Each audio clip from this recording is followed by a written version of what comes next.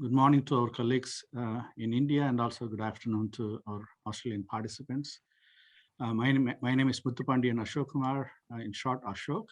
I'm the acting director of the Australian Institute, also the Assistant Deputy Vice Chancellor International at the University of Melbourne. I would like to note that today's webinar or the panel discussion is based on a report that was commissioned by the Australian Government's Department of Education, Skills and Employment, DESI, and developed by the Australian Institute in partnership with Austrade and the group of 8 universities. Dr. Andrew Deuchar, a new generation network scholar at the Australian Institute and an academic staff member at the University of Melbourne, is the author of this report. I'm very pleased to say a few words about the support and contributions we get from Indian students studying in Australia. There is no question about the value and benefits international students bring to Australia. In particular, Indian students make a vital contribution to the Australian education.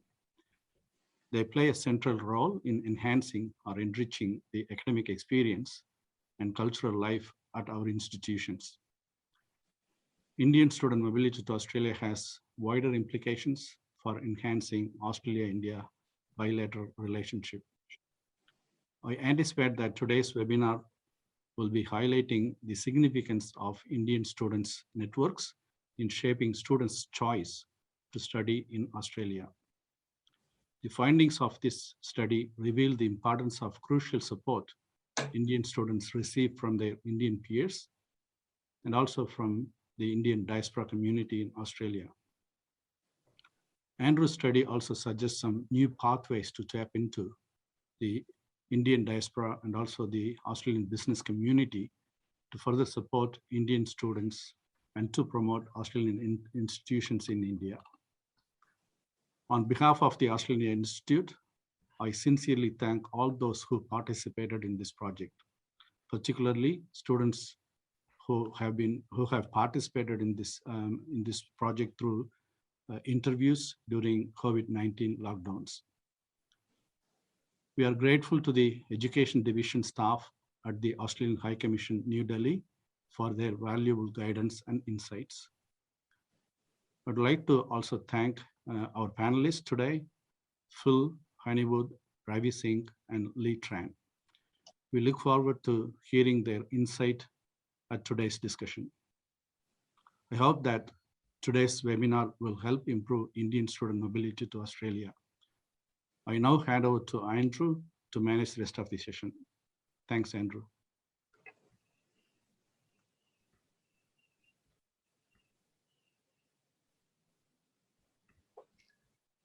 Okay, I'm just sharing my screen.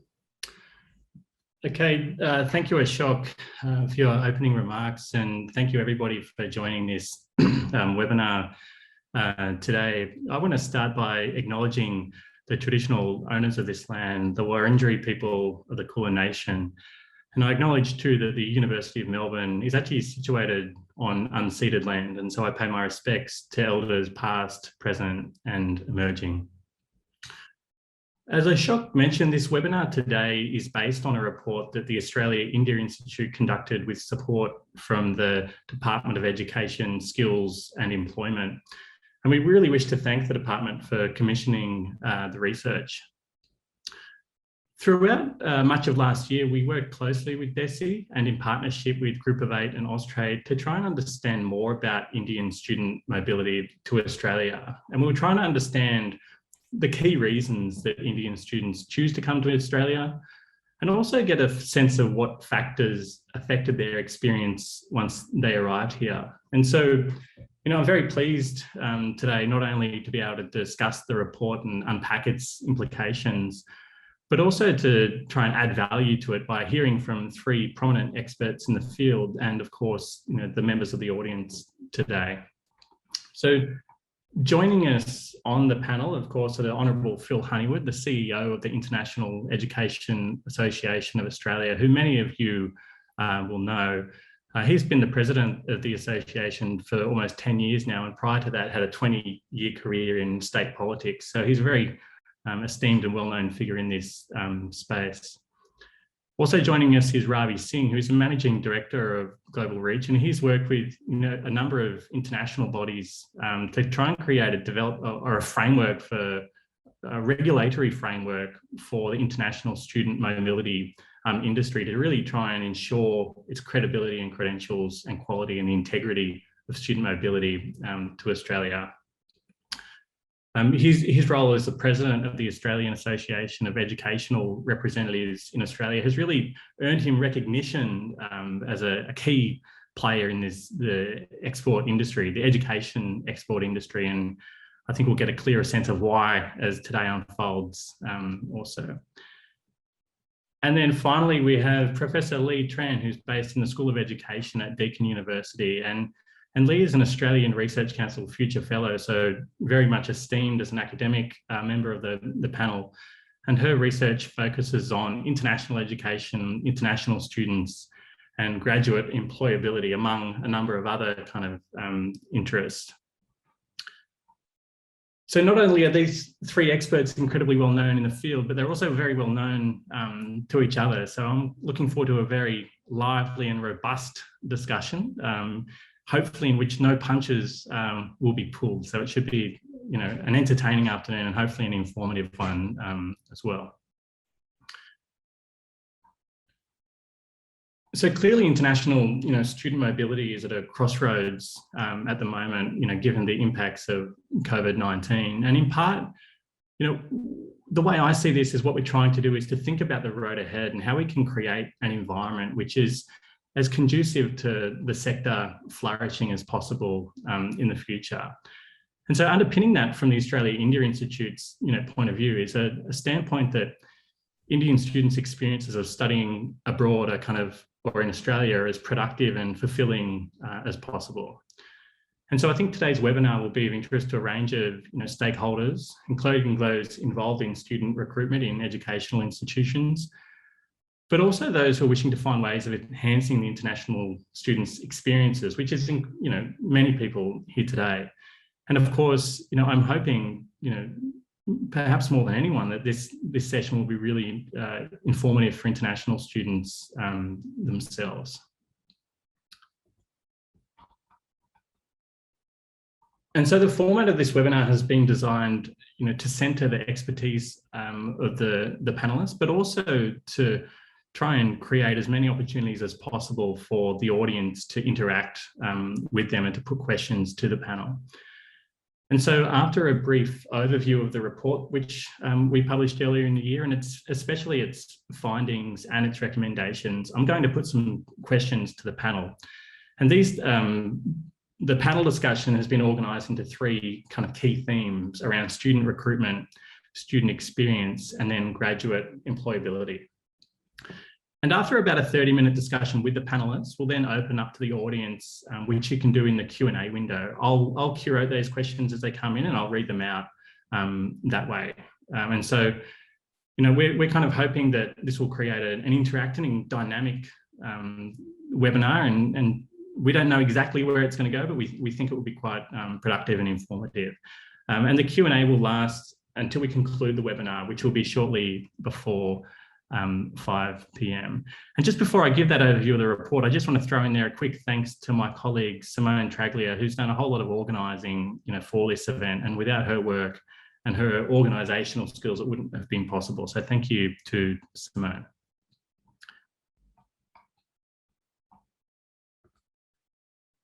And so I'll just make a start by giving a very brief overview of the report, which is publicly available on the Australia-India Institute's website. I mentioned that this study was aiming to understand more about the key reasons Indian students choose to come to Australia and their experiences when they arrived here. And there are already a number of studies in this space which investigate similar issues. They'll often use a survey and ask a participant to list a number of factors in order of importance when it comes to choosing where to study. And these have been especially useful for getting a sense of what the cohort is doing and how it's acting. It's largely because of that research that we know the importance of factors like post-study work rights and university rankings and lifestyle opportunities. And we really wanted to build on that kind of approach by using in-depth interviews and a smaller sample size to conduct our research. And in part, we did this to get a further understanding of why those factors are important. Much of it seems commonsensical, but there is kind of nuance which we wanted to understand in greater detail. But our method also brought up new insights that we didn't fully anticipate. And so we interviewed prospective, current and former students at Australian universities and vet institutions. And we also conducted consultative interviews with people in the field, such as those involved in student recruitment at universities and even student support in vet institutions.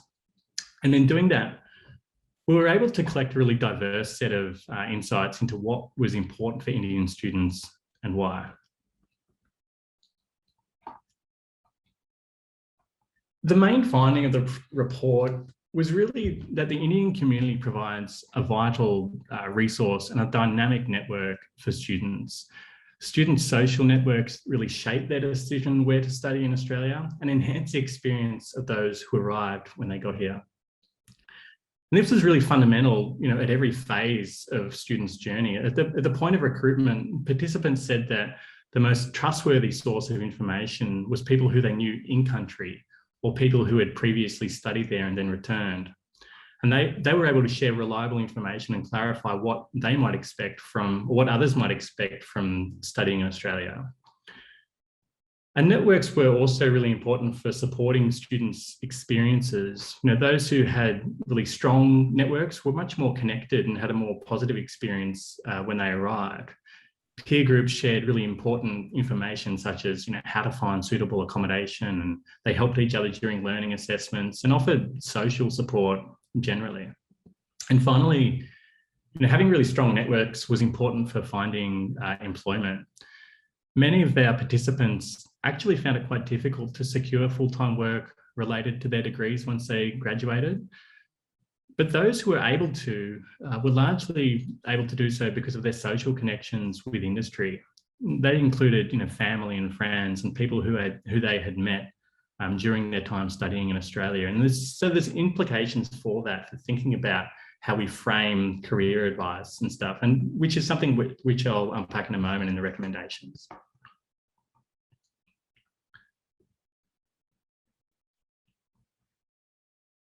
So underpinning, each of our recommendations is really the starting point that more Indian students will come to Australia or choose to study in Australia, and their experiences will be more productive and fulfilling if their social networks are strengthened.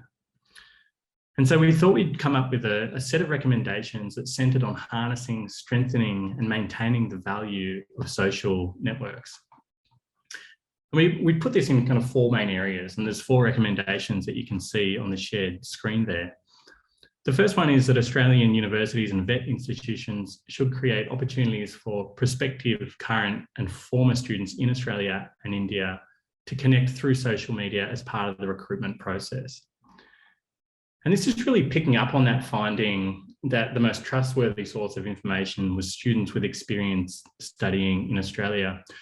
One student said during an interview that she said, when you see other Indian people living and studying in Australia, it makes it seem possible. You think to yourself, I can do that, I can do it too. If they can do it rather, I can do it too. The second recommendation is that Australian universities and vet institutions should provide pre-departure pathways for enrolled students to link into digital networks to facilitate their arrival in Australia.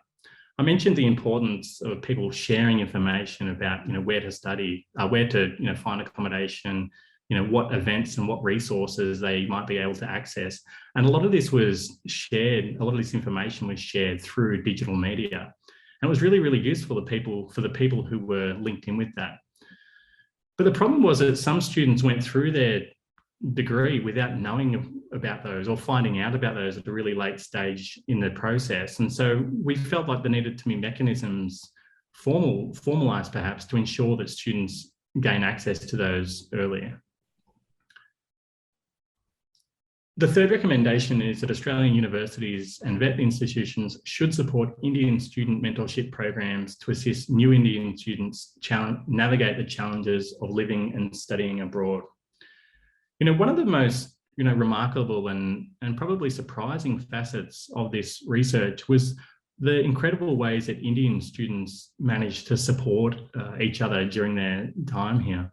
You know, they often helped each other write resumes. They would tell each other where to find suitable jobs or what places to avoid working at. They would cook each other kind of wholesome meals and develop a range of strategies for supporting one another.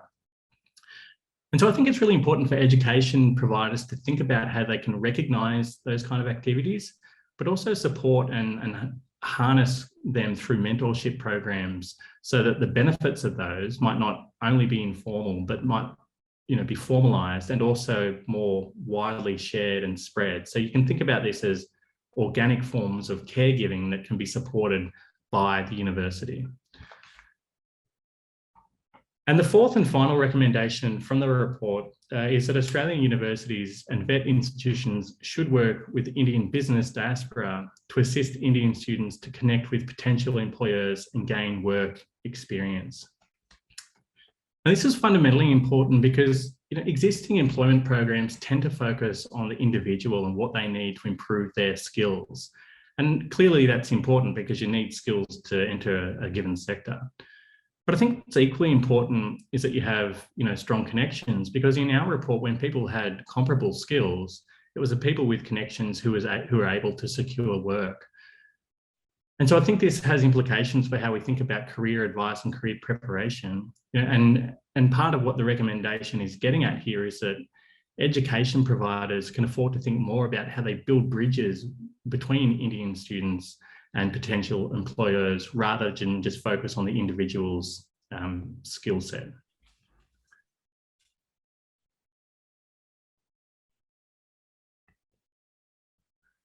I'm just going to stop sharing my screen because, as I said at the start, I was going to give a short overview of the report, and that is as succinct as I could manage to do so. So I hope that has given everybody in the audience a brief understanding of what we did and what we set out to achieve and what we found.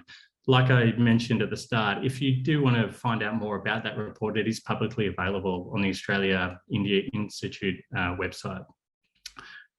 But what I wanted to do now is to launch into the second phase of this webinar by inviting our panelists comment. Just a brief note to all of them. I'm sure you're more rehearsed than me in these matters, but just to remember to unmute your microphone when you do attempt to contribute. My first question is, comes under the kind of theme broadly of student recruitment, and that's for Ravi Singh. And just before we discuss the report specifically, Ravi, when I spoke to you last year, I remember that you mentioned that some Indian students, and indeed, migration consultants, were starting to think about not sending students to Australia because of the border closures. And so I wanted to get an update from you relating to that. Are education agents still promoting Australia? And do you think, in your view, that Indian students will choose to come here when borders open in the future? Thanks, Andrew. Well, last 18 months of the pandemic can be broken up into two parts. One was the first few months of the pandemic, and there was a lot of hope that Australia had conquered or had contained the virus. Things were normal. Indian students were seeing Indian cricket matches being held in Australia with crowds in the stadium, mask-free. The general message that was being put out was that Australia was amongst a handful of countries which will remain a safe destination for students going forward. And I guess there was also a kind of a roadmap by the Prime Minister, which indicated that international students who were stranded overseas would be coming back to Australia at a certain time. There were also state pilots which were being heavily promoted and talked about in the media about the students returning to Australia. Now, when I look at that first 6 months or 8 months of the pandemic, the general mood was that this is not going to last for too long. And at the most, if the students do have to study online or remotely, as the universities want to differentiate, it is only going to be for a couple of months. It was not really a permanent kind of a solution or situation. And we've got to be mindful of the fact that Indian students do really want to study offshore. They want to be offshore for India. That means they want to be onshore than just be studying online. And so this is where the situation was when we had talked at that time. There was a little bit of a skepticism in our mind because the other countries were beginning to open up. But the situation in 2021 has changed quite a bit. Now we have data available with us. We have data for the student visa grants for Canada and UK for the first half of this year. And I can share with you that with US, Ireland, UK, Canada, generally the mood is that they are open, not just for students to travel, but also to be able to study on the campus. In fact, if a student is vaccinated, they don't even need to quarantine. Now, with keeping that in mind, you might have read that UK has actually lowered the risk level for India just recently from red to amber. Now, that is making things very non-competitive for Australia today. Last year, when we had talked, we didn't have the data with us. We were only reporting from the ground that the students were walking into the agent offices, not really wanting to, they were concerned about Australia, but they were still openly considering undertaking a shorter online program in the hope that they'll be able to arrive in Australia finally. But now the first 6 months data, and now I can share this now because one of my colleagues at ARI, Rupesh Patel, he actually put it together for an Australia engagement last week. The first 4 or 5 months of this year, there were 46,310 student visa grants for Canada from India alone. 46,310 in the first 5 months of this year. And this, when compared to last year, it's nearly double, not double, but last year they had 28,000 visa grant for the same period. So now let's look at it. Despite the pandemic, the number of students looking at studying in Canada. Similarly, when we look at United Kingdom, and this is very interesting, United Kingdom's main intake is fall, which is September, which is yet to happen. But for the first 3 months of this year, which is the first quarter of this year, the data with us is that 14,964 visas were granted for UK, which is more than the total number of visas granted for Australia in the period, including the first intake last year. So when you really think of it, where are these students arriving from? They're coming in from a pool that would have normally gone to Australia. So that data is here. Now, students are definitely looking at going to other countries. This year, the interest in online education is down. There's a skepticism about the various announcements that the politicians make from time to time. The pilot programs are not taking off. And so, in the sense, the mood is changed on the ground. And do you feel like there's scope for that to change in the Australian context, or do you feel like for the time being it's likely to stay there? Well, Andrew, I think there's if just 2 weeks ago, the Prime Minister put out a 4-stage roadmap which linked international student arrivals to 70% vaccination or 80% vaccination. And he also went out and assured Australia that by Christmas, 70 or 80% of the population will be vaccinated.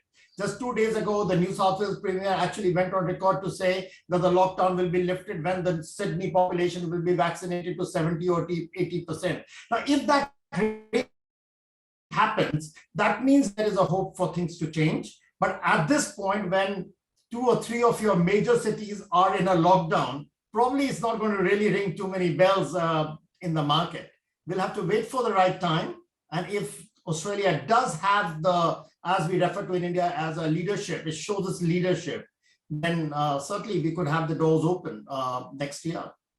Great, thank you for that input, Ravi. And I think it's kind of nice to know that despite all the hardship that there clearly is and the challenges that we face, there is a glimmer of hope, even if it is, not a bright light at the moment. I want to bring Lee into the discussion now and just ask a quick question of her, related actually more to the report itself.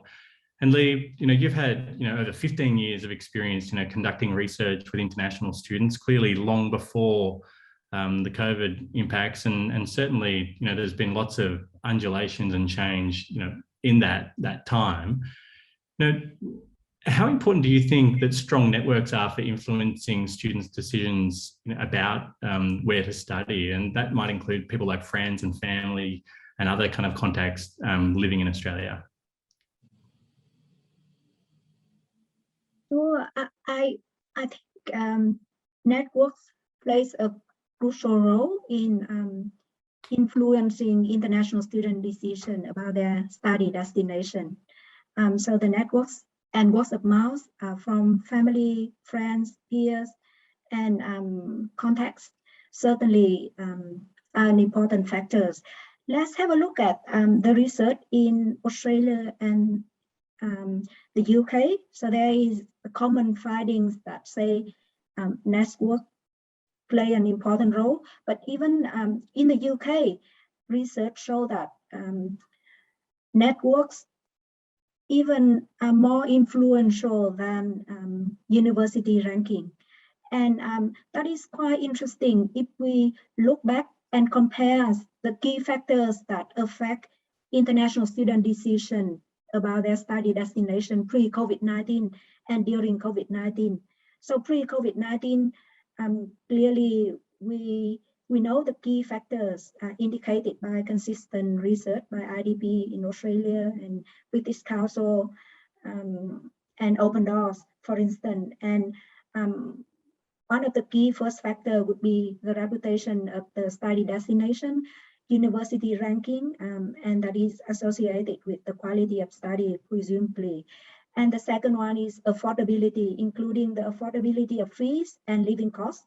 And another factor is safety and security.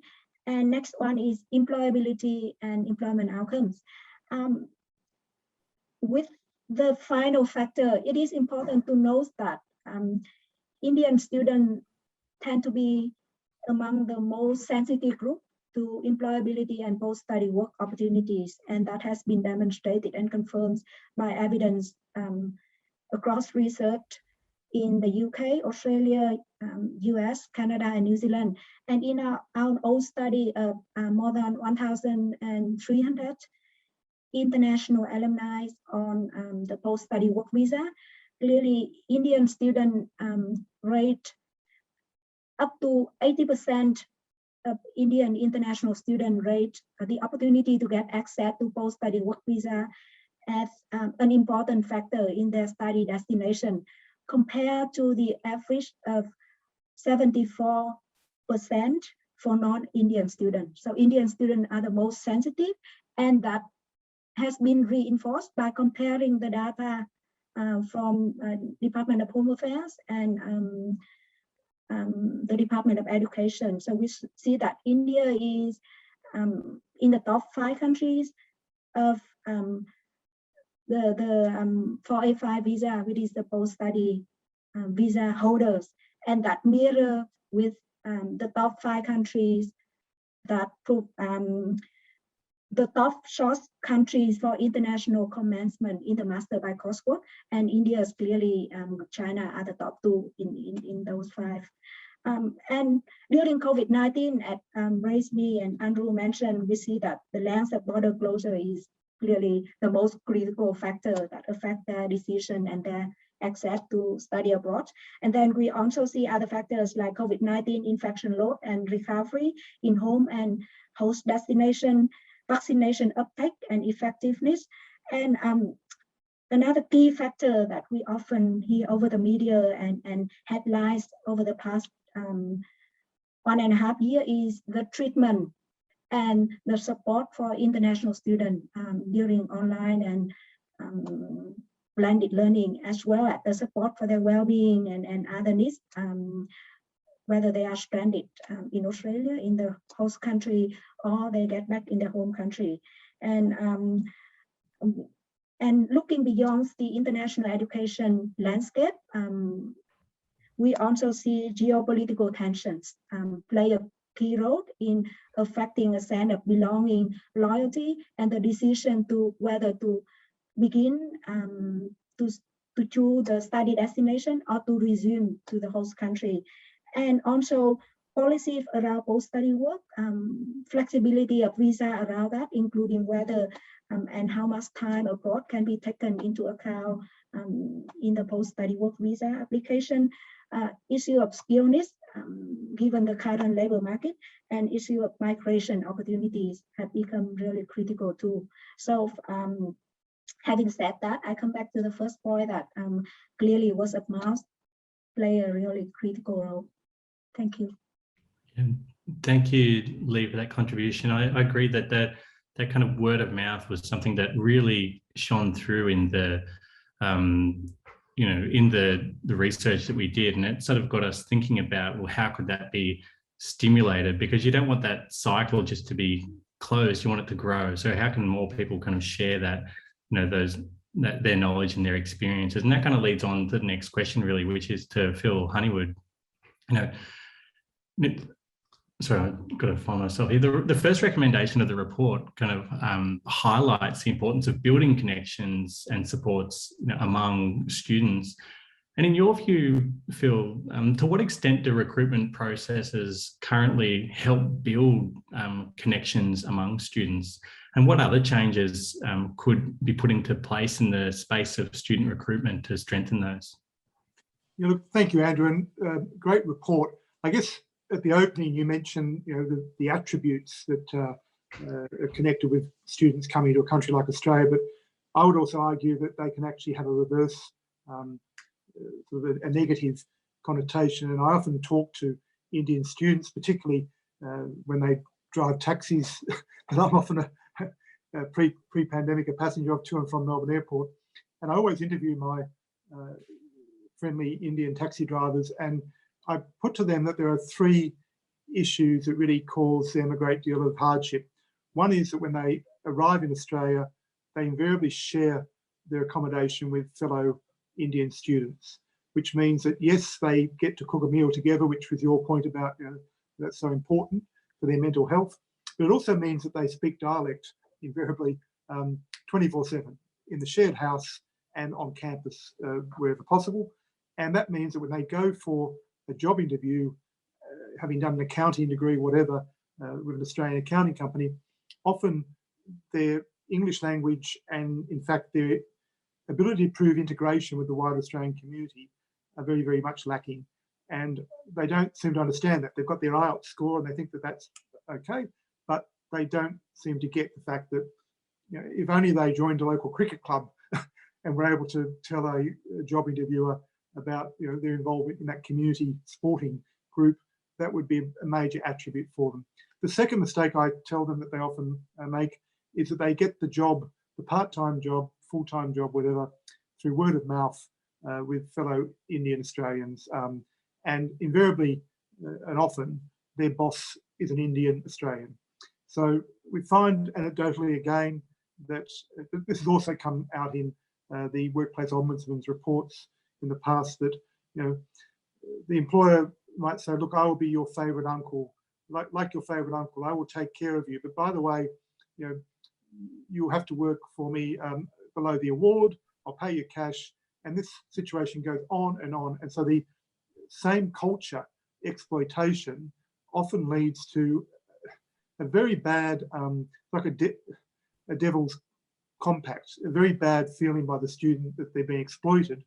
And often they blame Australia. They don't relate to the fact that it's actually somebody from their same culture who's exploiting them.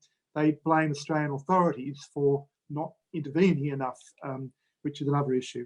And then often I hear from them that they will go to an Indian Australian migration agent. Now, of course, we know the great job that education agents, people like Ravi do, and have done for many years in making sure that students get correct information about the type of education provider to go to.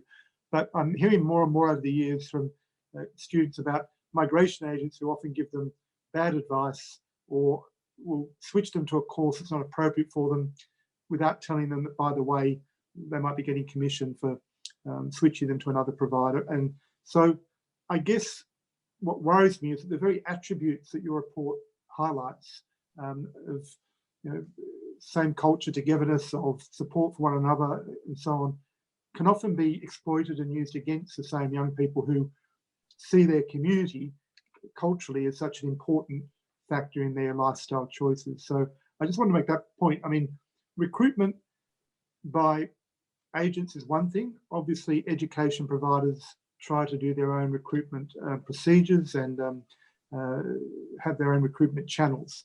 And to the extent that education providers can intervene to make sure students have some of those cultural barriers broken down for them, that's got to be a good thing. However, we also know of many providers who have in the past really given opaque information that hasn't helped the students' subsequent attitude towards Australia as a welcoming, transparent democracy.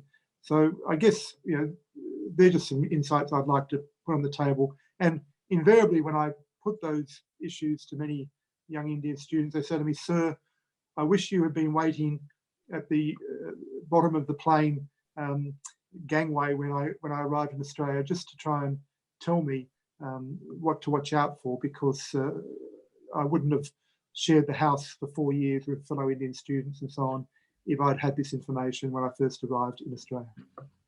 Yeah, no, thank you, Phil, for that. And I think, I take the point that, interactions and connections among other people from India are not always conducive to positive outcomes. And I take that point entirely. And I think that the examples you give have some kind of merit. But I think, just to kind of push back on it slightly, there was also, some kind of experiences of students, Indian students, for example, saying that their lecturers or their tutors in classrooms would always use the names of people from Anglo backgrounds, but they would never call them by their name. And often that meant that they weren't invited to contribute in the classroom. And there was other kind of examples of students, an Indian student hanging out with her male friend, and they went to a supermarket, and on the way out, that student was asked by the attendant to check their bag, but the white male wasn't asked, and even though they both had bags. And a final example was that students had met on an orientation day, and these people came around and were handing out invitations to join a social event that was happening that afternoon, and they gave invites to everybody in the thing except for this one participant and their Indian friend, and he assumed that the only reason they were different from the people either side of them in the line was their background. And so I kind of bring those examples into it just to complicate the implication that integrating for want of a better term isn't just a kind of choice to be made, but the students often get a lot of pushback in that space, right? I think that there's many of the people in the research tried their darndest to find suitable jobs with employers who weren't from Indian backgrounds, and the reason that they went to Indian employers was because they were the only people who might give them a start. So yeah, sure. I do take the initial point though, and certainly there was evidence of that in the research too. Yeah, look, I mean, every culture's different, and obviously in many cases Chinese students who come from an only child background, mum and dad can afford for them to have an apartment on their own. That creates other social isolation issues as well, of course, and they spend their whole time on WeChat communicating with other Chinese students. So I'm not making any value judgment about Indian students in particular, but it's just observation over many years and talking to students who I've recruited as well about expectations not being met. Often, yes, because there's an Australian unfortunate misconception, whether that be the lecturer mispronouncing names, etc., but equally because in many cases the choices that Indian students make, even before they arrive in Australia, about shared accommodation, etc., then play into the unfortunate experience they sometimes have when it comes to trying to get a job, even if they might have had an outstanding academic career, etc. And I think we also need to accept that from what Lee mentioned, and I know IEA's done a lot of research, Andrew, in this post-study work right space, which Lee's contributed to, that Chinese students invariably don't apply for a post-study work right visa in most cases, but Indian students often want a migration outcome, and they are attracted to any country or any state in Australia that can offer them a migration outcome. And I've met students who've jumped states and territory borders 3 or 4 times and changed courses 4 or 5 times in pursuit of that migration outcome, which other nationalities have not necessarily had as a big priority. Thai students, for example, invariably go back to Thailand So it's just, we have to, and I think it's the role that the Australian Indian Institute has played now for some years, identifying both the commonalities across our pluralistic society, but also identifying cultural mores that need to be better understood. Yeah, certainly. Absolutely. Thank you, Phil. I'm going to kind of move more to thinking about, although we've kind of blurred into this, I think, slightly already, thinking about the experience during study of Indian students here in Australia. And this question is directed for you, Lee, too. The third recommendation of the report really calls on education to providers to support mentorship programs to assist Indian students navigate the challenges of living and studying in Australia. And I was just interested in your views, Lee, on what the kind of benefits of that kind of intervention might be, bearing in mind, as Phil's just said, that there might certainly be some drawbacks for those too. I think it is a very worthwhile recommendation, and clearly the research insights shared is quite interesting. And I guess to some extent, universities and student organization organize different form of support and mentorship. And especially during COVID-19, we have seen the kind of support that moved beyond mentorship to the support for hardship, including financial support, how to extend visa, how to refine your visa, and how to apply for post-study work visa, as well as a support about food and shelter, emergency support. And I guess the key point here is how to create a better coordination of different resources of mentorship and support that are currently provided by different student-initiated groups, different organizations and associations in the host and home countries, and also the support and mentorship that is available, organized by university through their faculties, through international office, international student support channels within university, as well as by individual academics and lecturers as well. And in addition to that, we also see the diaspora communities and some embassies are involved in the space as well. So I can see there are different resources. They may not be adequate, but there are a variety of sources there and different forms of support and mentorship. I guess what is important here is how to develop a more coherent, holistic across individual student groups, university, education providers, as well as different groups in the communities.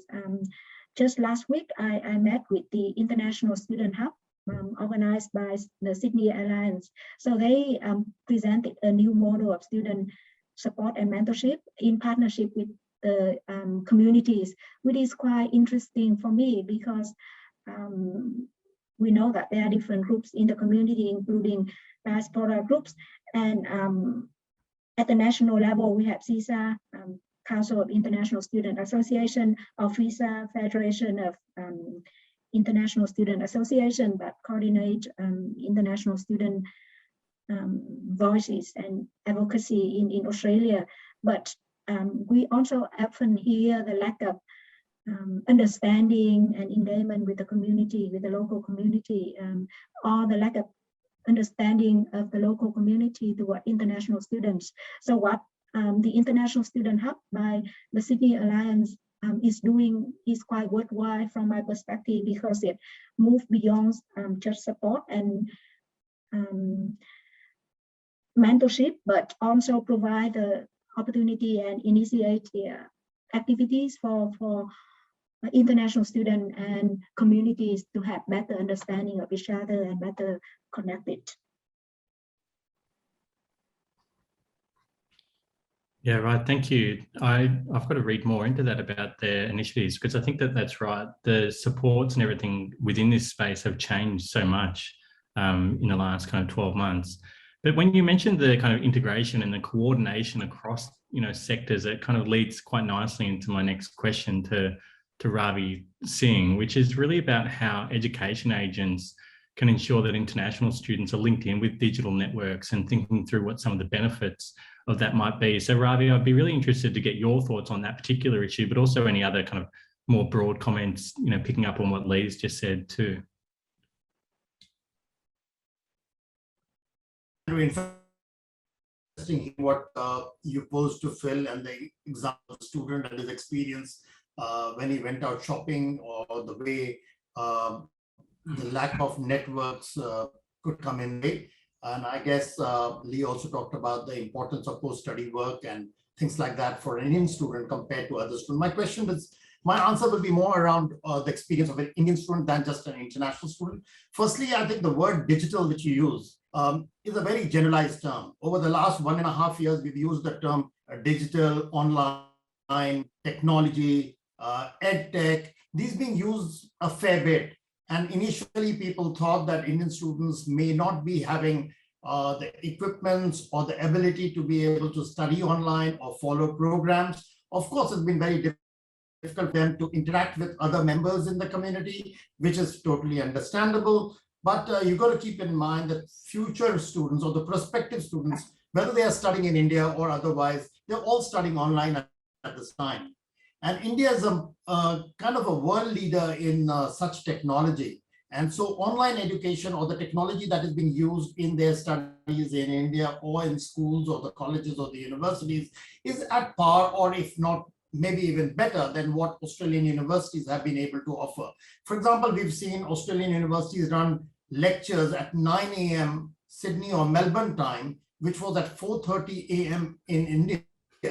I mean, I would absolutely haphazard planning. And of course, the answer when we posed it to the universities, how do you expect an Indian student, forget about Indian student, any student in Australia, to get up at 4:30 or 5 in the morning to attend a lecture? They would say, well, these lectures are recorded and placed there and they can access it later. Now, if as an education agent, if I tell a prospective student that your lectures are recorded and you can access it at any time, then they would question, why do I have to pay $20,000 per semester for the tuition fees?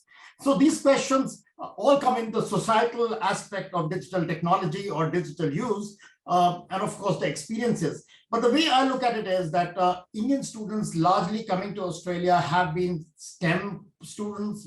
Many of them are engineers from India. For them to adapt to the technology is not much of an issue. Even right now, many of them find the accommodation, etc., using the networks, the social media networks, and they are able to access resources. However, what I want to look at it is that how digital will play a role in future in international recruitment.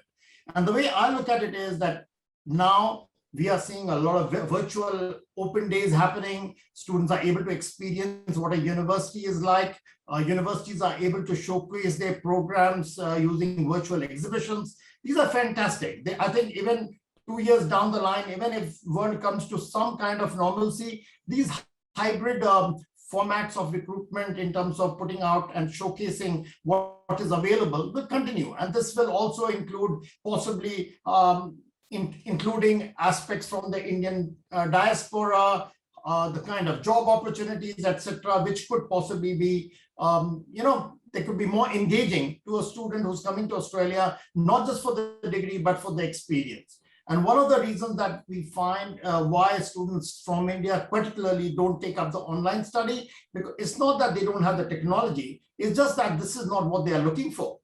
And so when I really think of it in that context, the digital or the technology is something that's going to live with us. And I think it's fantastic that we've got technology by our side. So in terms of when I look at it, the recruitment technologies in terms of open days or recruitment exhibitions, that's a good introduction. It's made life much easier for institutions, save money. At the same time, the universities have mastered the art of conducting the exams using proctored means, which fairly securely. And the way I look at it is, India's got 1.5 million takers of these English proficiency tests. Many of these universities are beginning to run their own English proficiency tests. And I think there's an opportunity here, because if with the improved technology, we can be fairly assured on the quality of exams that can be conducted even at students' home or any of the education agent's premises, and they can be pretty secure.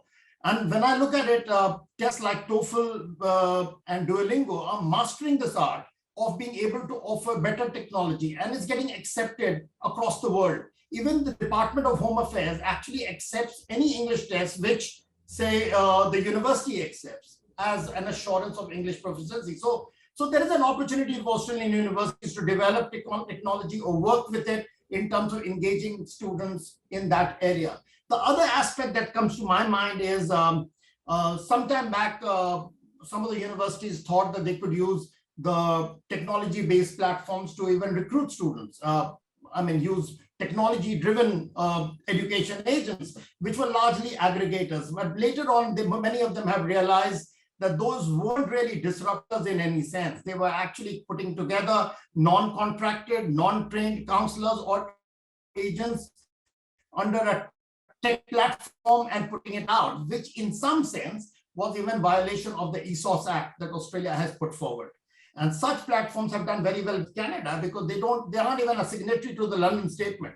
London Statement, which was put out a few years ago, brilliant statement, come out as an initiative from the Australian government, had 4 signatories, which included Australia, UK, Ireland, and New Zealand, but Canada did not sign the London Statement. And today, when I look at it, the ESOS Act is a very powerful document. It protects the rights of the students. And this is where I come out and think of it. And I'm actually want to put out that digital can be helpful. At the same time, not everything digital is brilliant.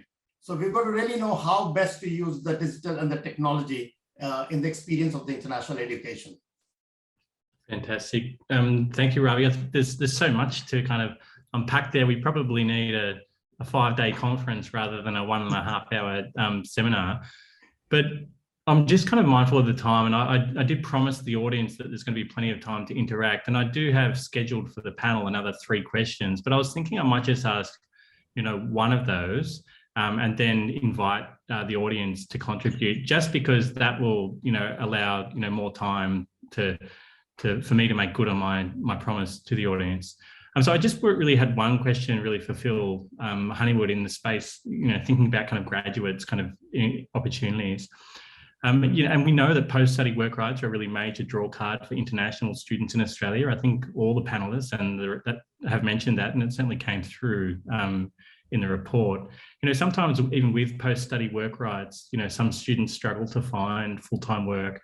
And so I was wondering, Phil, in your view, if there's policy changes that could be put in place to try and make some inroads in that situation, or thinking more about what could be done more generally to enhance those employment outcomes. Sure. Yeah, I mean, it's a really good point, Andrew, and there's a couple of issues I think we need to address there. By the way, I've been madly trying to answer questions in the chat room while others have been speaking to try and cover off. But I think obviously we have to realise that many students, and Ravi would support this, that when Australia brought in 2-year post-study work right visas, it coincided with Theresa May's Home Secretary in the UK dumping them. And so Australia broke the nexus between onshore education and migration outcomes, but picked up the UK post-study work right policy. Now, that then allowed a lot of Indian, Pakistani students, Nepalese students later on to go to their banks and say, look, if you lend me a tuition fee loan for the duration of my study in Australia, then I can show you that I'm most likely to be able to pay that off, pay off the entire loan by working for 2 years on a post-study work right visa. Now, that was their principal motivation, and I'm sure it wasn't the motivation of the majority, but if it was the motivation of a lot of young people and their families, then that then compromised often the job outcomes that they were willing to accept during their post-study work right period. It meant that many of them were willing to work 3 different jobs, according to whatever the rate of pay was, not necessarily accept a lower rate of pay for a more course-related employability opportunity. because they were desperate to pay back their student loan by maximising their income stream. And I can see Lee nodding her head furiously there. So it depends on the motivation as to why the individual student wanted in the first place a post-study work right visa.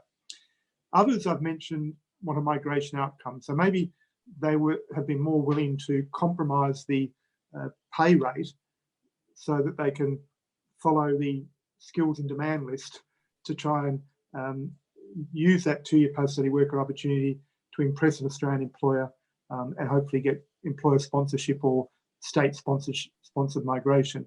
And, you know, I only looked to going to Toowoomba some years ago to find that every taxi driver at the Toowoomba airport when I arrived were Indian automotive students.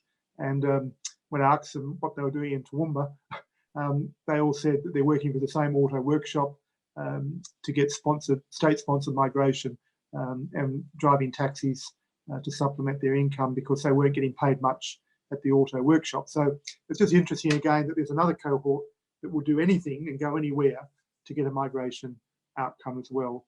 So primarily, I guess, when we look at post-study work right visas, you have to slice and dice the motivations.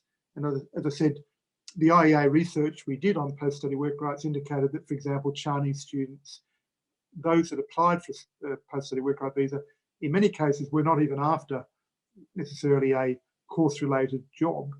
They wanted to just have a nice time in Australia for 2 years after they finished their study and dabble in different entrepreneurial activities, but not necessarily, I guess, devote themselves to the same work pull factor that many students from the subcontinent have. So I just put a plea out for anybody who looks at post-study work rights to understand the motivations of different cohorts first and foremost.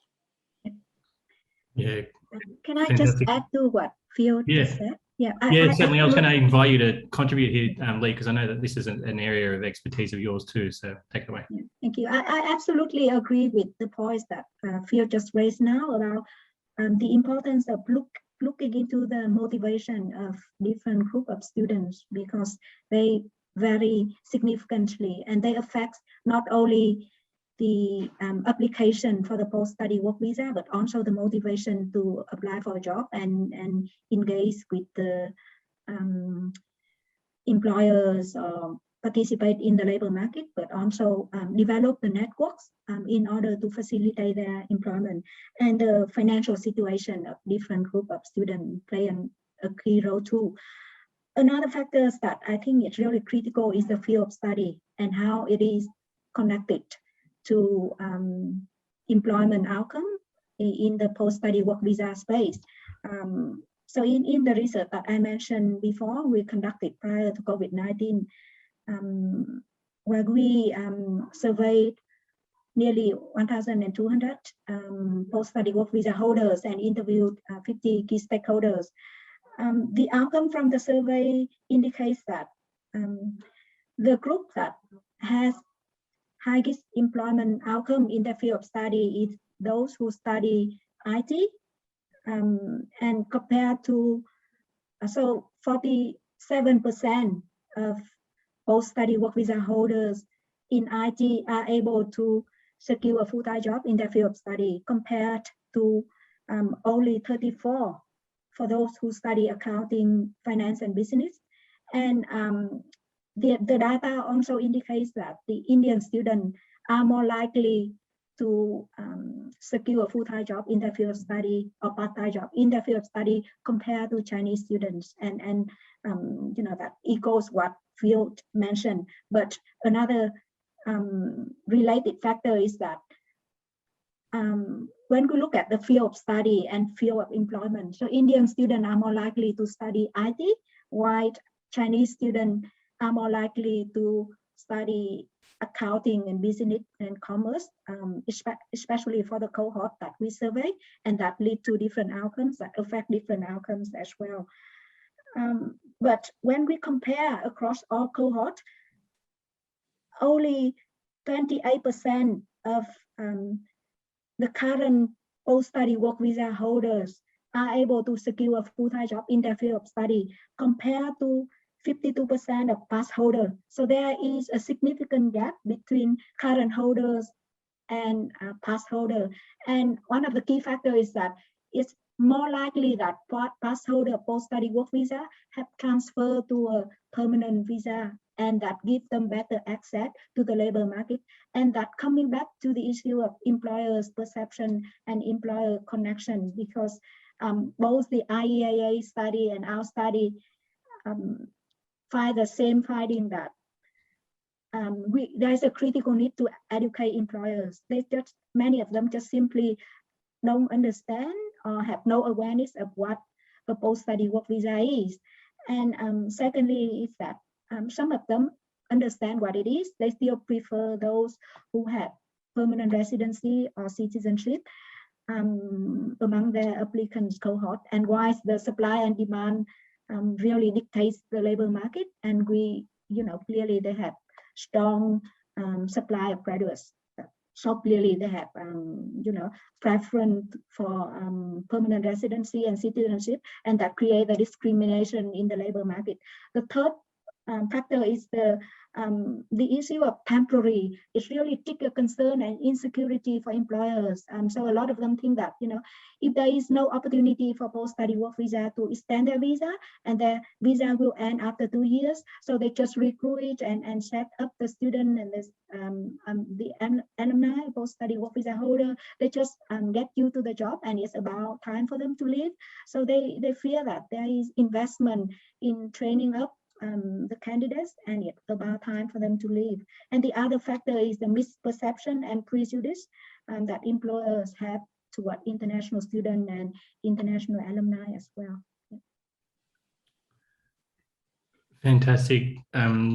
Thank you, Lee and Phil, for your contributions on that particular issue. I think it opens up kind of nicely to opening up the floor to the audience, because I'm sure that and a number of other themes are going to be drawn out in the Q&A. We do have about 20 minutes left or so, and so I'm going to invite the audience to ask questions in the Q&A window. I can see that there's already some lined up. What I'll do, I'll just read out one or two of these, and then we can go from there. If you, as a panel member, feel as if you're kind of best positioned to answer it, then jump on in and we'll go from there.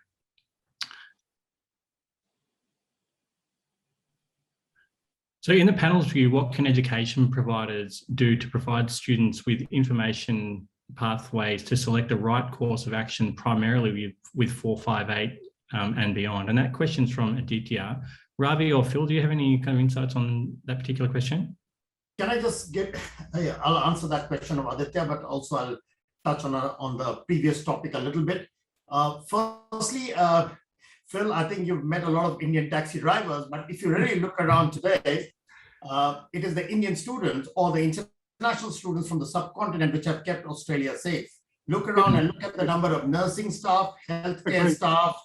Look around and order a meal, the Uber drivers, the Uber Eats. You go to a gas station to fill your car, even if you drive a little bit, you're most likely to meet somebody from the subcontinent.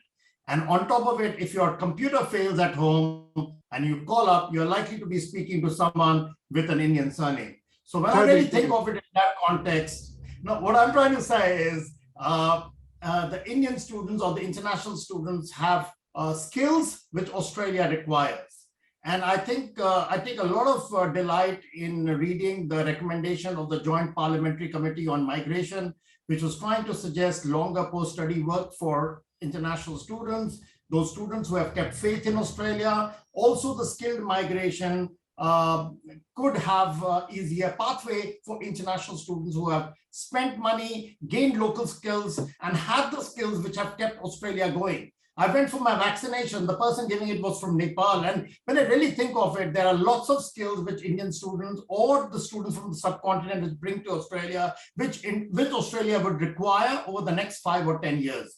So in all that sense, I think the post-study work leading on to probably gaining skills from those international students into Australia, which Australia requires, would be the absolute win-win for Australia of future. So that was just to answer that context. If I can jump in, Ravi, just say, look, I totally agree with you, and I've answered the question similarly in the chat room. But my point about the taxi drivers is they tend to be young people who've done an accounting degree and they've got their CPA accounting, and they get very upset, or an IT degree, and they can't get a job in Australia. Phil, no issues. It was just said in light.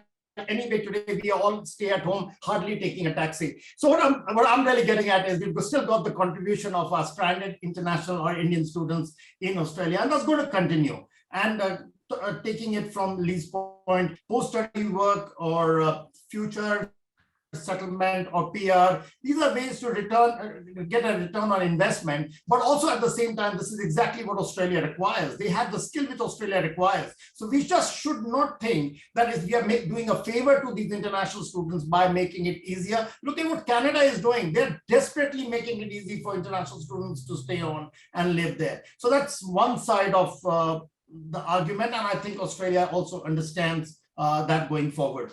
485 visa, I think, Andrew, I think you meant 485, you mentioned 458. That was my school number way back when I was a student. 485 is the subclass visa, which is post-study work. Of course, it's extremely critical. The institutions need to do a lot more in terms of educating students. But more importantly, I think this matter, I think someone mentioned earlier, the employers also need to understand that this is a visa on which international students can work full-time, and they should actively go out and look for those students. Another aspect which can be useful is the internships. Now, a lot of domestic students take up internship options as they are trying to graduate from their degree. When I look around and look at the number of internships open for international students at the top companies, it's still very limited. One of the top students, HDs, at least half of the subjects having HDs there. The top international, do you have 18 IELTS or equivalent? Now, which Australian student applying for the same program would have 18 IELTS, especially if it is an economics linked consulting kind of an internship at a consulting firm? So when I really think of it in that option, there's a need to train and educate the employers, and Australia needs to be very open. These guys are really going to add value to you and the country going forward. Fantastic. There's another question here, which is kind of a little bit different from some of the things we've discussed so far, and I'd be interested on your thoughts, from the whole panel. Or, can education be presented as a holistic product that makes sense and a difference, not just as something which is revenue kind of aimed at business activity? I wonder what the kind of value or implications of thinking about education in those terms are. Be great to get your thoughts on that. In terms of value to, I didn't get it. Yeah, so can education kind of be presented as a more of a holistic product that isn't kind of organised strictly around kind of economic revenue? Is there going to be value for the sector or for individuals by framing it in those terms? I can see Lee's nodding along. Let Lee answer that question. Yeah, I certainly think we need to have a broader view toward international education. And I think in Australia, there are a number of projects and initiatives, including the work done by the different networks of the IEAA, International Education Association of Australia, through the internationalization of the curriculum network before, and now the teaching and learning network, student network, scholarship network, and learning abroad network that offer a more holistic understanding of the value of international education beyond the instrumentalist values and economic-oriented outcomes that we often talk about in relation to the commercialization of international education. So that work is related to how education providers, academics, teachers, support staff and students work together in order to internationalize teaching and learning, in order to capitalize on the knowledge, skills, and culture that international students bring into Australia, in order to enrich the teaching and learning and offer a broader international and global outlook for domestic students. And also, we know that international students have a long-lasting impact in terms of creating the long-lasting networks and ties between the home and host countries.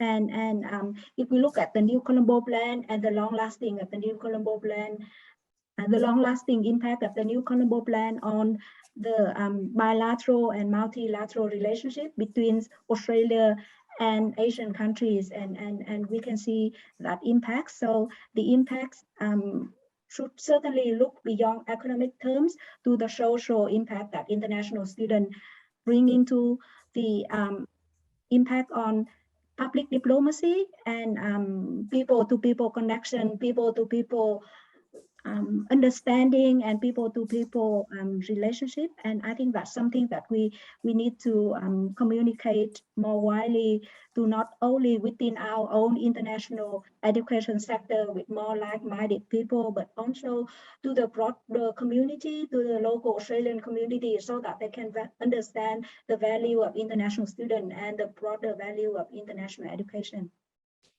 Yeah, thank you, Phil. Yeah, Andrew, look, I just support Lee and add to that Australia hasn't made enough over the many years that we've been teaching international students from the original Colombo Plan scholarships of our pedagogical dividend or advantage. And that is that we're very good in Australia on teaching critical thinking, creative learning, and project-based teamwork.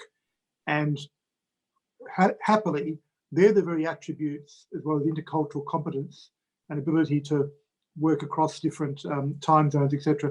They're the very attributes that global corporations now want. And again, to many Indian students, I say to them, yes, you might have just got a great Australian qualification. And yes, you may be finding it very difficult to get a course-related job in IT, accounting, whatever, in the Australian economy. But your Australian qualification is much in demand in countries like Dubai, in the past Hong Kong, Singapore, other countries around the world. So why not try and take that qualification, work in a third country for a multinational, maybe go back to India at some point, but that will surely then help you and enhance your ability to come back into Australia some years down the track at the level at which you've aspired to be at, by building up your CV, by proving up your global citizenship attributes. And as I say, I studied in Japan, and it was rote learning back in Japan in those days. I'm sure other countries have caught up with Australia's pedagogical advantage, but in Japan, you bowed to the teacher at the start of the lesson. You didn't dare ask questions, and you bowed as the teacher left the classroom at the end of the lesson. So I think we need to look at what we're good at in the teaching and learning space as well. And to Ravi's point, we can do that increasingly online if we try and get the right project groups together. And ironically, I think, given that we've had a lot of pushback from domestic students in the past about when students come to Australian campuses onshore that they don't want to study with international students, a good Australian education provider and lecturer should be able to marry up different cultures in different project-based team work and get, for example, an international employer to come to that project group and say, this is a problem I've got in my business, and have that group of international and domestic students in the online space perhaps work better together by being informed, or if you like, by the Australian lecturer, so that you do in some ways, not force, but you do better to encourage those intercultural connections. Thank you, Phil. I'm mindful there's still some more questions here that we can get through. The next one is from Ramesh Kumar, and it's quite provocative, I think, which is probably welcome among our panelists. And is Australia serious about getting international students onshore to study to Australia to provide them with a productive, fulfilling and wholesome experience? And if yes, what is the evidence and what are the indicators? And I'd be interested, in your views as a panel on this question. I would want to believe that Australia has the intent there. I think the problem with Australia is there are too many levels of policy making. Who has the intent, who doesn't, that's quite far away. I give an example of internships, and I've noticed even corporate companies having two different parameters, one for domestic and one for international students. Even when the international student is topping the class, I think that should have been evidence enough. There shouldn't have been a requirement to prove anything else beyond that, and it should have been treated at par. The 485 and the way employment works, I think we've already talked about it. That's extremely important. The biggest challenge right now is that international students are only seeing the academics and the classes and the lectures, and that too in a different time. They aren't really interacting with the locals. I think this entire question probably will have to be posed in the new world, maybe 2 years down the line. Because at this point of time, the biggest challenge is even to bring them here. I can't go out. Forget about the international students going out and interacting with anybody. The best option is these Zoom windows. And if you ask me, the best networks don't really happen online in such platforms. So what I would actually go out and think is that Australia does have a plan. It would have a plan, and international students are going to be a part of the plan. The way I look at it is Australia is going to be deeply short of manpower who can contribute to Australia. They need those skills which our international students would have. And so depending on who we bring in, as long as they have got good communication skills and the right skills, Australia will have to devise a plan if they don't have one. Do any other panelists want to join in on that one, Phil? Look, as convener of the National Council for International Education, I can assure you that there is an appetite for exactly what Ravi said. We've just given Federal Education Minister Alan Tudge a 10-year national strategy for international education, which is headed up connected, creative and caring. And the word caring is much more important given the unfortunate way in which we've treated many international students during the pandemic than it ever was before.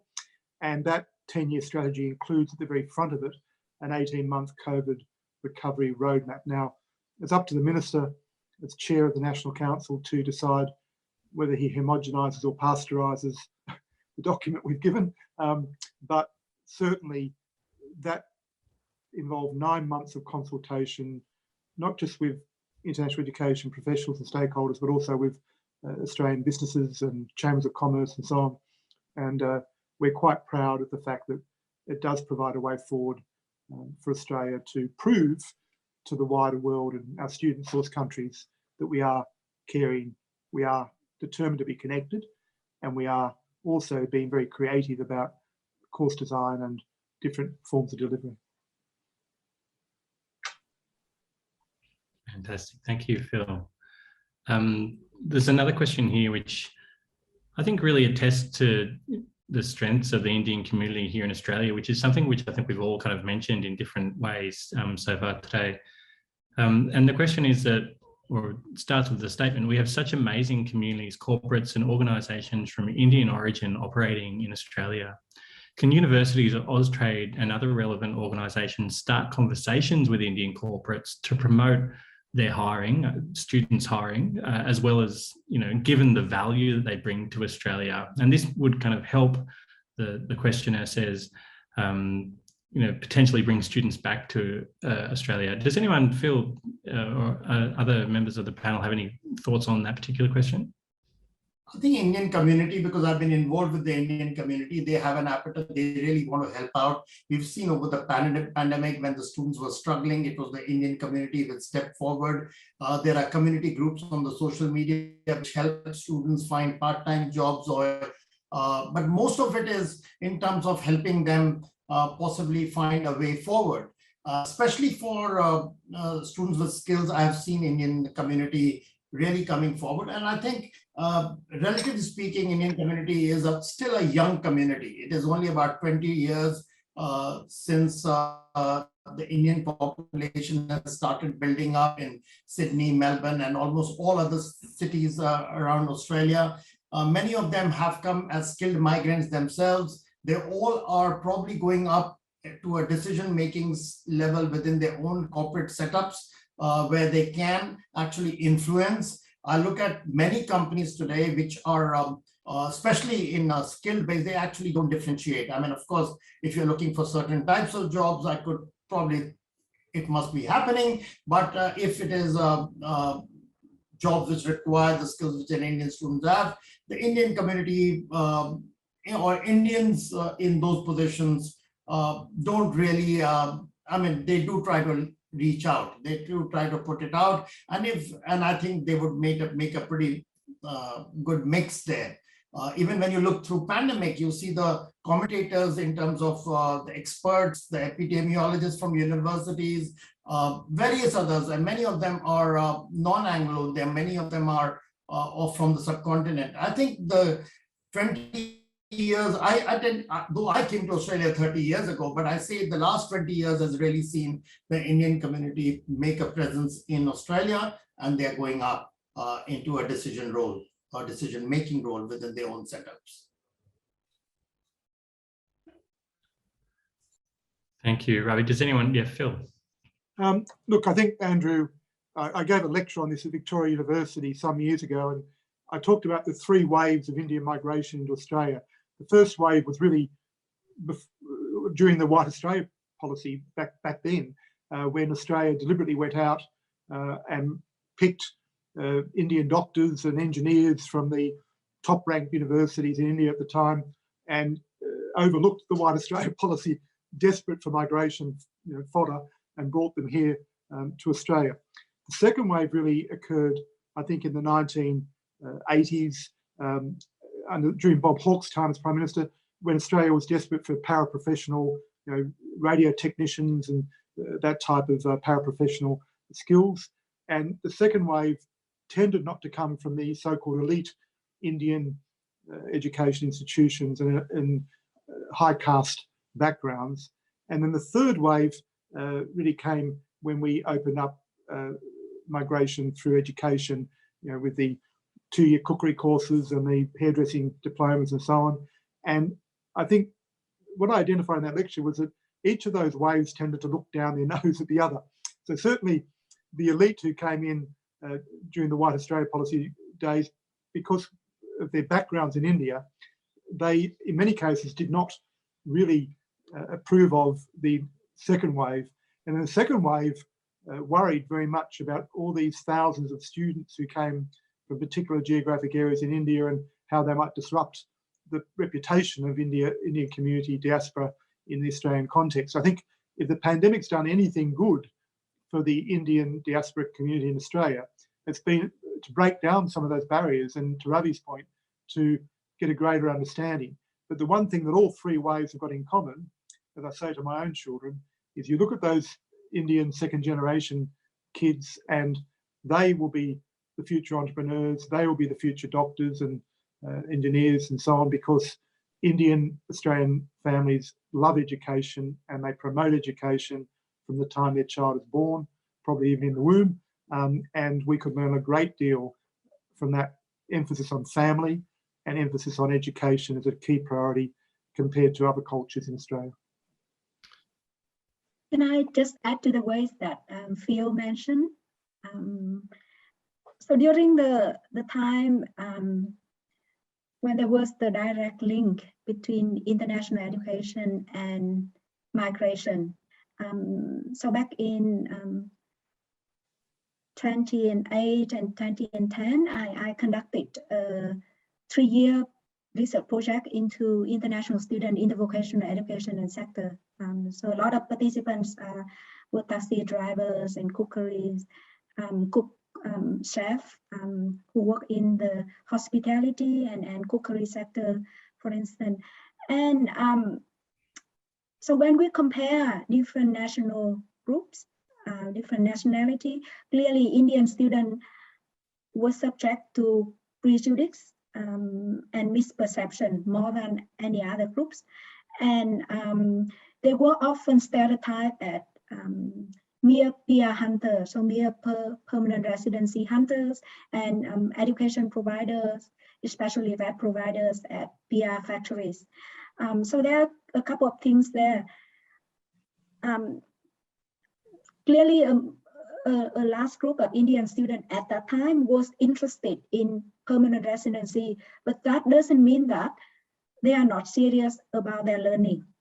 But the stereotype bring them together as PR hunters who are not interested in learning, and that affected a lot of Indian students, not just academic learning, but their emotional well-being as well, because we need to understand that an aspiration for PR can complement an interest and investment in academic learning, but the stereotype often separate the two things together. And a lot of Indian students in my survey just reveal that, even at the workplace or in the class, they just laugh at Indian students and they say, you were only interested in PR and you wasn't serious about learning. And that was very hurtful. And in the class, a couple of teachers also hold that assumption, and they didn't invest seriously in improving teaching and learning when they taught a large group of Indian students, because they assume that those students are only interested in PR. So, that's something that really affects Indian students. Thank you, Lee, for that. I think it's a really important point, just to kind of unpack some of those, stereotypes, if you like, about how people are conceptualized and thought of.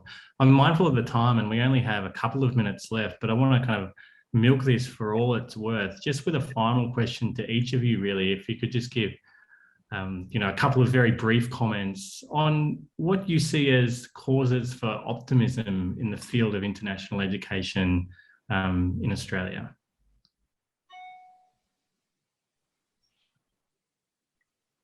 I take it? Okay. I think there is a cause of optimism still. I believe Australia is a country which lives on multiculturalism. It lives on skilled migration. It's a country which is very close to Australia today, politically, economically, in all sense. The dynamics of China-Australia relationship also has an implication on India-Australia relationship. The fact that right now, even despite the pandemic, there's a mission where a former prime minister is in Delhi and engaging with India. Australia and India can actually be very close partners going forward. I believe all this will have an implication and positive impact even on the international education sector.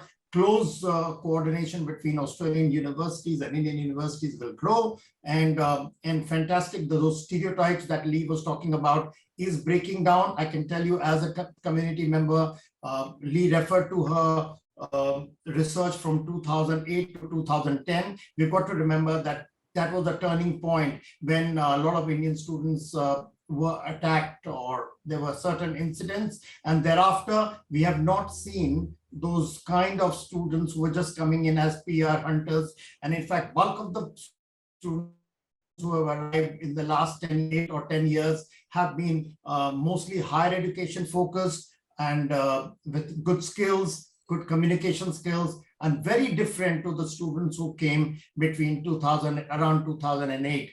And Phil, what you indicated is absolutely correct. Those different types of migrations from India. You probably need to add a fourth layer now, because I think the third one ended with those skills which were there around 2008, 2010. But in the last 7 or 8 years, that's the fourth wave or fourth kind of migration is happening. And the fifth will be happening after the pandemic. The other reason for hope is Canada is not really our competitor. They are getting numbers, but most of them are not going to the universities. They're going just a level below the universities. UK is our competitor, but UK only offers a post-study work, doesn't offer anything beyond post-study work. And in fact, I expect in 2 years' time, Australia will be a much better value proposition for an Indian student going out of India. That's why I'm extremely optimistic, very, very optimistic. And I believe that in the next 6 things will sort out for themselves.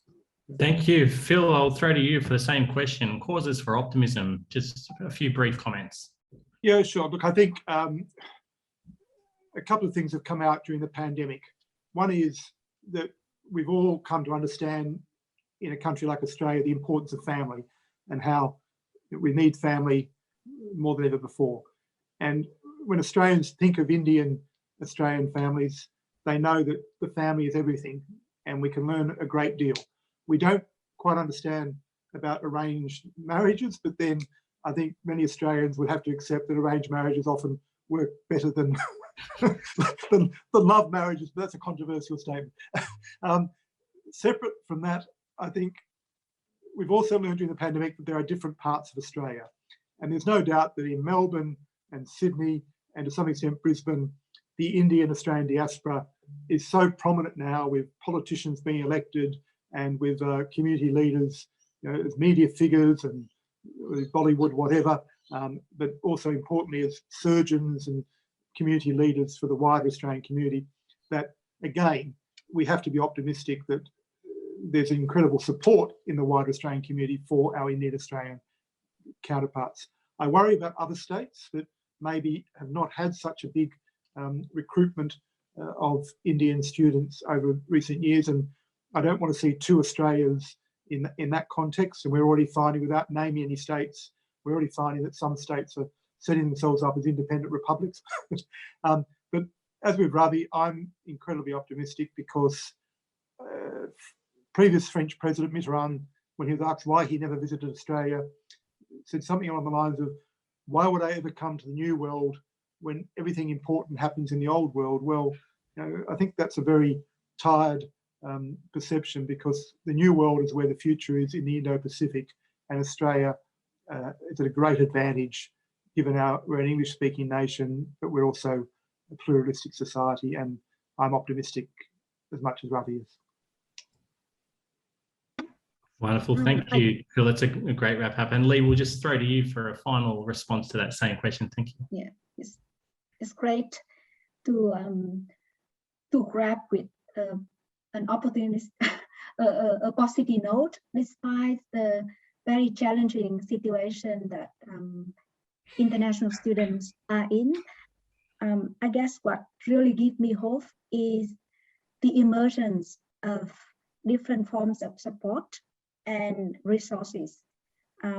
One is we see the collective agency of international student community themselves, including Indian international student, Indonesian, Vietnamese, and Chinese international students. So we have seen a lot of student-initiated groups form over the media in order to offer support for each other, not just financial, food and shelter support for each other, but also the support in terms of mental health, in terms of how to cope with COVID-19 related racism in the early days of COVID-19, especially for Chinese students. So that really gives me hope in the agency and collective stance of international students. And the second form of support is I have seen a lot of community-based groups that enter the space during COVID-19 in order to offer the support for international students. So whether that community groups are the diaspora communities or different form of charities community, just in the community, but that really gives me hope in humanities and human-to-human connection and human-to-human solidarity during the pandemic, and hopefully that will last beyond the pandemic. And what really meaningful for me in that space, as I mentioned earlier, is the support for a sense of belonging and connectedness, and the support for mental health. Wonderful. Thank you, Lee, and thank you to all our panelists for a really wonderful discussion today. I'm sure that we could keep going, and perhaps we should, but not right now, but at another time. It's been great, having you all contribute in these ways, and certainly great too to have questions from the audience. Just to conclude, I just want to thank again Desi for supporting the project, and especially the people who I worked with really regularly last year in setting this project up. So that was Michael Coffey, Kevin Tang, Brett Goldsmith and Gemma Markowski in particular were really supportive of this project and really offered great guidance throughout it. Sally Nyman from the Group of 8 and Stuart Rees at Austrade was fantastic in their guidance and support too, as were my colleagues Karen Barker and Fazal Rizvi too. I mentioned at the start that Simone Traglia kind of did all the groundwork in organising this, and it wouldn't really be possible without her, and that's true of much of what happens at the Institute. Her work, as well as that of Mariana Saras and others, really keep us going. So a big shout out to them. And finally, just to our audience to joining in today, I hope that you have found this as enjoyable and productive as I have. I think that there are causes for optimism, some of which have been outlined, today. And hopefully, if we were to sit here in another 12 months and discuss these same issues, the discussion might have a different tone and look even brighter. So thank you for tuning in, and we look forward to more discussions of this kind with you in the future. Thank you, everybody.